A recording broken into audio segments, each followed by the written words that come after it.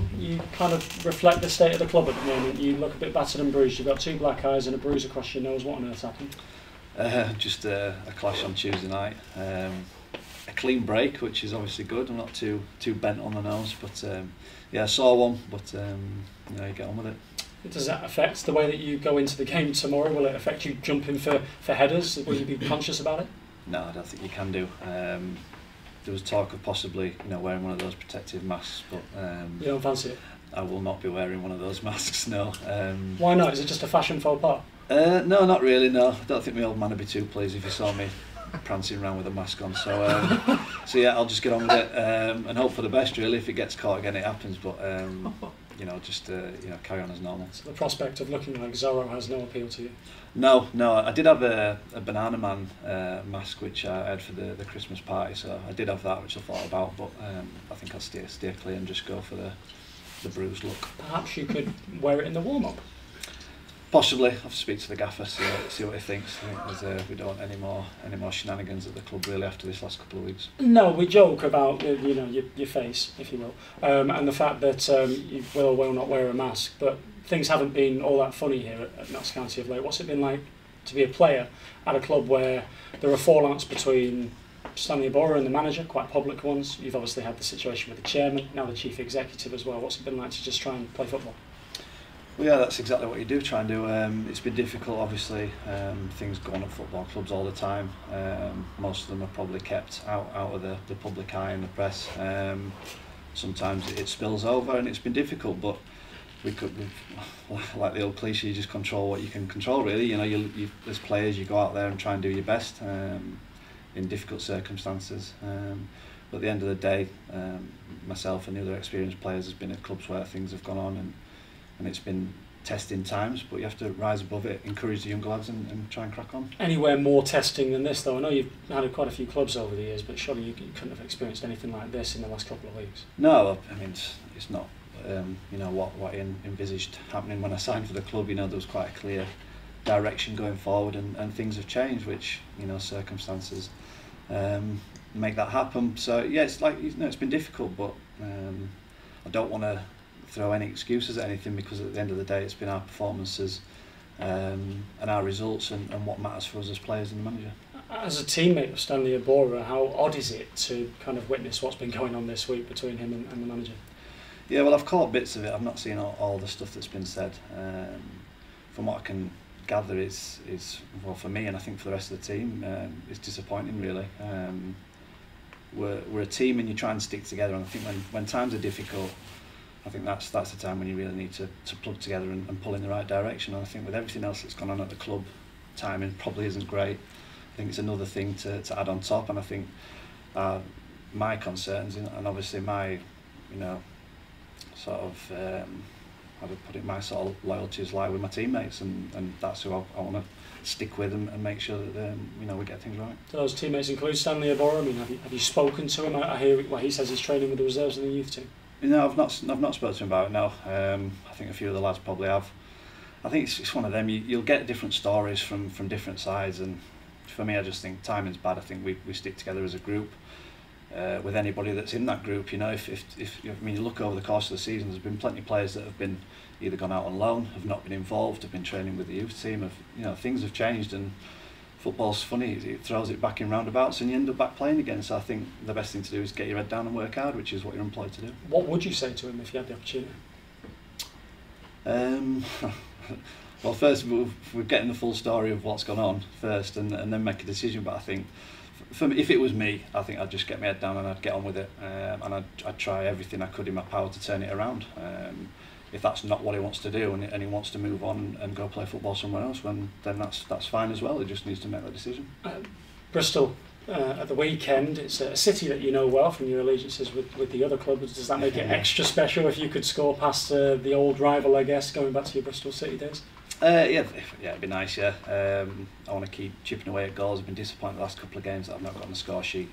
I think my performances have been good, but I just want to keep chipping away with goals and get as many as I can. So yeah, another goal would be nice, but I think a result a win and some goals, whether they come from anywhere on the pitch, would be nice on Saturday. Just to lift a bit of the dark cloud that seems to be over the stadium at the moment. Service perhaps hasn't been brilliant for you of late. You've gone 4 games without a goal, but prior to that, banging them in. Is it fair to say that service improves and your goal scoring record will improve too? And I mean, as good as it is.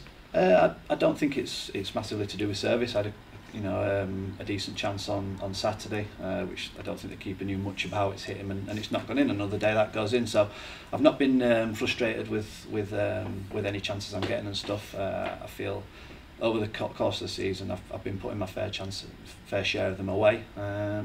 At times the build-up was a little bit direct, and I think hence the bruised face. It got a bit physical at times, and I think with a little bit of the pressure that we might be under, or some of the players might be feeling, I think that probably accounts to a bit more direct play. But I think at times, especially the first half, when we got it down and we moved the ball and we were confident in our possession, we created half decent chances in the first half. So we just need more of that, really. Are the players starting to feel maybe a little bit apprehensive about playing at Meadow Lane at the moment, just because of how angry it's been of late?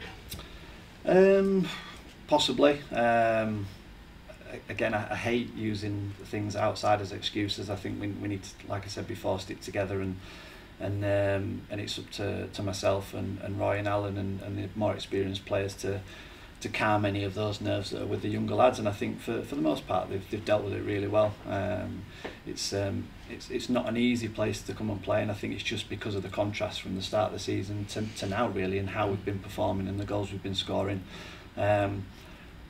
Coupled with everything else that's going on, it's a testing time. But you look at the supporters out there in the stand and you think, who can blame them, really? They're coming and they're paying big money to come and watch, and they deserve performance, and they deserve a gritty determination from the players. And I think that's what we have to show. We have to show that we're up for the fight, and we're still there. We're in the fans' corner. It's not an us and them. We're there to produce for the fans and for the club. So we do that, we do the best we can. All right. John, a question I've never started a football press conference with. Are you okay? Yep, fine. Yep, I'm okay. There was no concussion at all, so all my answers should be straightforward. Does it hurt? It does when I smile, sneeze, and blow my nose. But apart from that, nice, all right. Okay, good. Right. So on the pitch, will it affect you in any way? No, I shouldn't think so. No, I mean, it'll just be a case of, I think if you have any kind of injury on your body, you're thinking, please don't get a knock on there again, and Lord have it the first 5 minutes you normally do. So I think that'll be the test one. If I get a knock on it, whether the floodgates open and it bleeds out again, I'll have to wait and see. But the physios will have plenty cotton wool to stick up my nostril to get me through it. And no mask? No, there won't be a mask, no. Why do you think your dad would be against the mask? I don't know. From what I know of him, I think that he will not be too keen if I was dancing around with a mask on. I'm sure they are very probably structurally, stable, and they are going to, reduce the chance of any further damage. But it's quite straight for the minute, so I think I'll just stick with it. I think it'll be quite uncomfortable as well. So. Well, we wish your nose well. To move on to the off-field antics this week, how is it difficult as a player to focus on the pitch when all of this is going on? It's probably difficult when you're not on the pitch. I think when sort of we're discussing it at length like now, and when you're down in the change rooms and obviously around the place and reading bits and pieces in the press and stuff, I think that probably draws your attention to it more. I think as soon as the whistle goes and you get out on the field, whether it's training or a matches, you can kind of get lost in the game, which is obviously what I do. You're in that moment and nothing else really matters. So it's difficult, but I think it can't be used as an excuse, and it can't be used as anything else but distraction to others, and we take care of what we have to control, which is on the pitch. So you don't feel that the tension or anxiety that the manager's spoken about is anything to do with the off-field matters?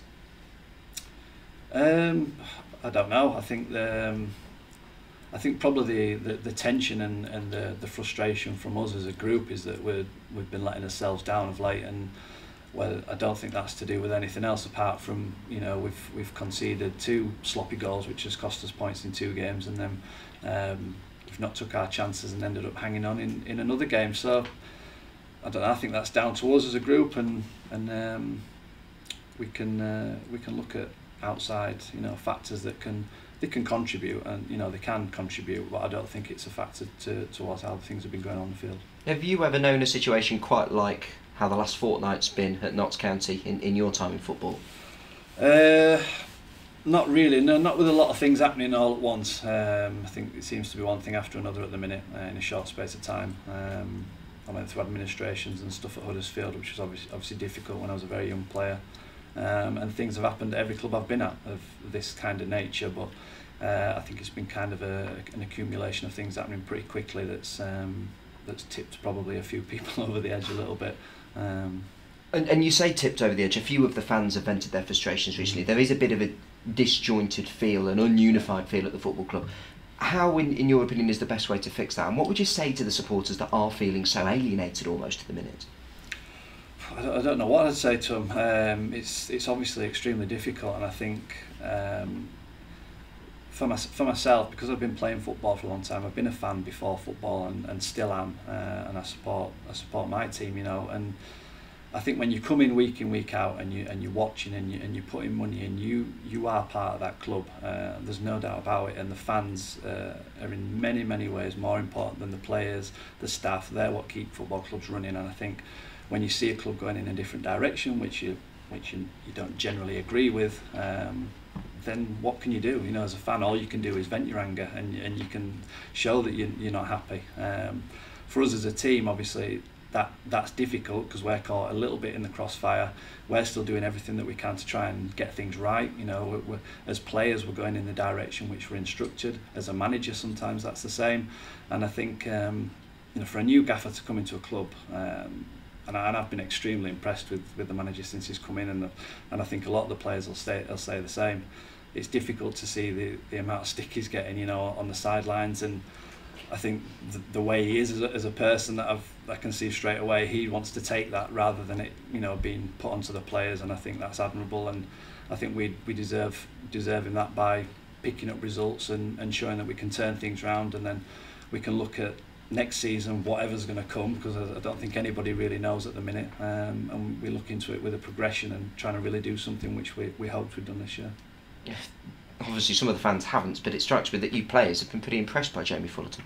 We have, yeah, we have, and I think that might be difficult with some of our performances for people on the outside to look at that, but I think the change had to be made, and I don't want to be disrespectful to Ricardo, because, you know, I admired a lot of things about him as well, but I think for the club moving forward, the change needed to be made, and that's my general opinion. Whether it'll turn out in the long run to be right or not, who knows, but for the time being, we keep backing and we keep doing as we're asked, and we give 100% for the club, because that's what we're here. We're here because we're employed by the club, and we do everything in our power to turn things around and get things right. How unhelpful is it to see the sort of Twitter media war of words between Stan and the manager at the minute? Well, I'm not on Twitter anymore, thank God, so I stay well away from it. I think as players, you just be professional, and things go on at clubs all the time. Like I said before, things go on, players are out of favour, you fall out with this man, you fall out with that man, you have an argument with your teammate, and you just get on with it, you know what I mean? You pull up your socks, you get your boots on, and you go and do your talking on the pitch, and sometimes it's frustrating because you might not be getting that opportunity, but if you keep knocking on the door and you keep doing the right things turn, and you've seen players have gone out on loan, they've come back, they've come into the team, things change in football, and I think, you know, a lot of the players have been disappointed this season, and they've shown it in the right way, and they've worked hard, and they've gritted the teeth, and they've gone on with it. Finally, given what's going on at the minute, how helpful would 3 points be this weekend? They'd be quite welcomed, yes. It'd be a real boost for us if we can get the points. Obviously, we're disappointed on Tuesday night not to come away with the result.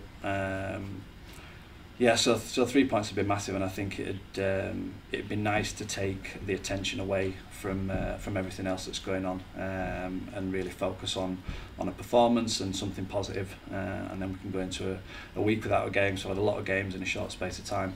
We regroup and we get ready for another long trip. Thanks for speaking so openly, and best of luck this weekend. No worries, thank you, cheers. It's ironic, isn't it, because you as a group of players obviously respect Jamie, but you're the only ones who can turn it around for him, you know he's getting a lot of stick, but you're the ones on the pitch who want to sort of do it for him. Yeah, exactly, yeah, and I think that's where I think we all realise that, you know, we're the only ones that can turn it round, and we work off direction and all the information that he's given us, but at the end of the day, when we cross the line, it's up to us to go and implement that.